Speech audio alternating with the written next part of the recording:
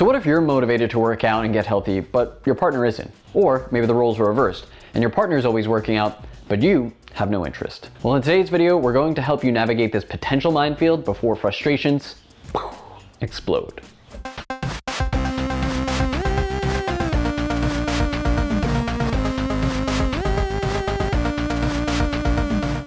All right, so you've decided to change your lifestyle. Now there's some excitement around working out and cooking healthy meals, but your partner might not feel the same way. It should come as no surprise that your partner's habits have a huge impact on your own habits. And with this, you might discover some friction rising up between the two of you. So how do you make the other person want to exercise and eat healthy? All right, first, stop right there. You just fell victim to one of the classic pitfalls of habit change. You can't force or make someone want to change. If you've been doing this to your partner, stop immediately. Guilt trips are not a helpful solution on this road. It took you time to get to where you are and adjust your habits, and we have to understand that it will take your partner time to get there too. So, what do? We want to work towards our own goals while creating a supportive and positive atmosphere for our partners. So in this video, we'll give you a dozen things to try and different approaches to work through. But before we do that, make sure you hit subscribe and hit that bell to be notified when we have a new video released.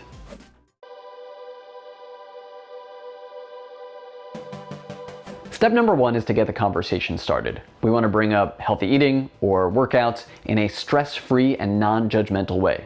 You can mention something that interests you, like a cool workout or an interesting new recipe you wanted to try, or another new habit that you were curious about, and bring it up to your partner and ask them, what do you think about this? Or say something like, hey, I saw this cool video from Nerd Fitness. What do you think? Or do you want to check it out with me? This brings up the subject and asks for input from the other person, instead of immediately pushing something new onto them. It also plants the seed in their mind for future conversations and actions, and this is super, super powerful. Maybe you're past the seed planting phase, and for you, things are already in full bloom. Well, that's awesome. And in this case, communication is still key and still vitally important. Let your partner know why you've started to make these changes. Maybe you're feeling achy and exhausted and you don't enjoy it, or you're having trouble sleeping, or you want to just be able to keep up with your kids. You can also try connecting your actions back to them in a supportive way and saying that these new things will give you more energy to support your partner. But this may or may not work, because even though what you said is you want to be able to support them, what they might hear is their lack of action or their inaction isn't supporting you. So here, we kind of have to tread lightly and keep the focus and reasoning on you whenever possible. Practice it right now. Comment below with your big why and let us know what drives you to change.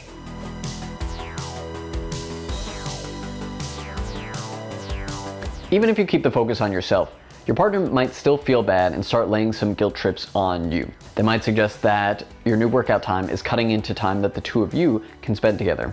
Or they might equate food with love and feel hurt if you turn it down. Thank them for their thoughts and concerns, and at the same time, continue to reiterate your own motives and how it's important to you. Hold to your new habits as often as you can. And this is totally the most challenging part of the journey. Keep at it. This is where our clients find extra support from a coach to be invaluable. So if you're frustrated with this situation and looking for some extra help, check out our online coaching program today. We've helped thousands of people make dramatic changes in their lives.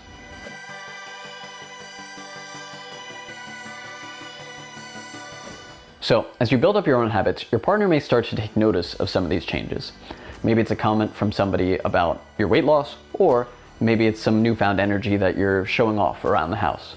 Continue to avoid conversation, especially judgmental conversations about your partner's choices during this time. Just go about things like they're part of your regular routine, which they're quickly becoming. Another thing that might help get things rolling is building out an exercise space inside your house. We know our environment is a huge factor in habit change. So not only will you be a consistent reminder and a nudge in a positive direction, but the space will be too. Your partner might get curious if there's a dedicated spot and they see you doing something. Heck, they might even take their first steps when you're out of the house.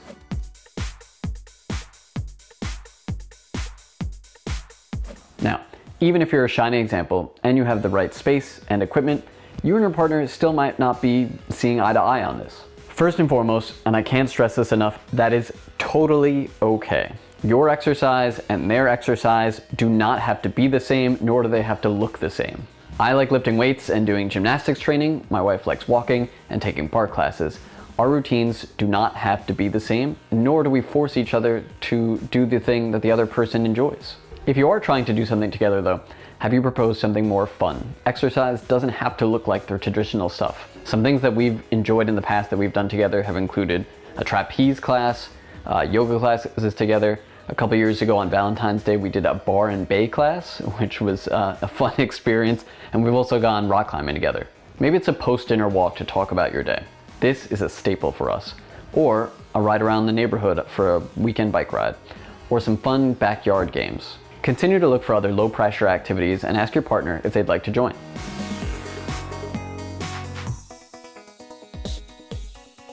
Now, in regards to specific nutritional tactics, we can be an example here without being overbearing. We can start with small changes, as big changes here will very quickly cause resentment. Take a look at the grocery list and see where we could add instead of subtract. Instead of, hey, we need to take out these cookies, which your partner might see as an attack, we could say, hey, why don't we try this vegetable? Volunteer to cook if you don't normally do this, or even let them know you're interested in trying out a new recipe. Depending on your household situation, you might even cook slightly different meals or sides too. Figure out what approach works best for you in your situation, and don't be discouraged if your first or second attempt don't quite work out. Side note, this was probably the biggest stumbling point for me mentally on my own journey with my wife. There was a point where once I started working out, I felt like I needed to eat perfectly, and we each had different ideas of what healthy eating looked like. And it became a big divisive point for us because I was trying to force things. What worked for me was I realized that I was being too strict with both her and myself, and realizing that allowed me to relax my own standards and realize that we were doing a lot of good and it doesn't need to be perfect, whatever that meant.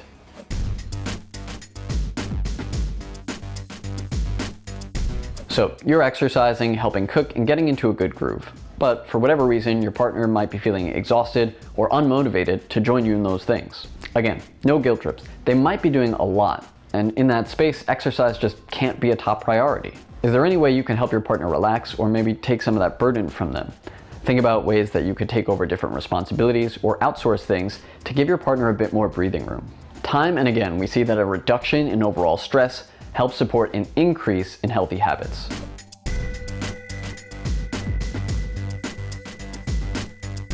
Maybe you've turned a corner and your partner is joining you for walks or workouts. That's great. But they might feel discouraged or demotivated by the amount of effort involved. Remind them that things get easier the more they do it, and it becomes habitual, sort of like brushing your teeth. You might not get excited about that daily task, but the more you've done it, it's become easier and it's become part of your day. And you feel so much better after having completed it.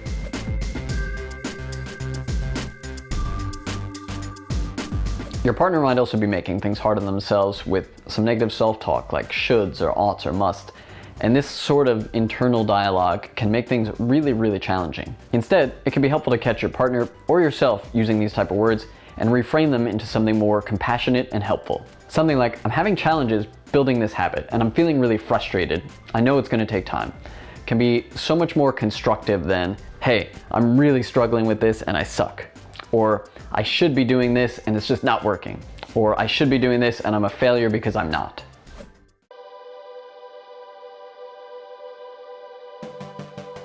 Hopefully, I don't have to tell you that complimenting your partner is a good idea. And it can be really helpful if you're noticing them putting in an effort to make these changes as well. Do it for any change or attempt that they're making, even if it doesn't work. Just the action of trying, even if it fails, is a big step forward. That's also something important to remind yourself. At the same time, we don't want to come in too heavy-handed or laying it on too thick because they might see that as an attempt to kind of push them into a certain direction. At the end of the day, remember, it's not about forcing someone to change their habits. It's about supporting them and creating an environment where they want to change their habits for themselves. So, what other obstacles and objections have you come across in this situation? Comment below and we'll brainstorm them together. And in the meantime, you'll definitely want to check out this video to help you improve your workout consistency.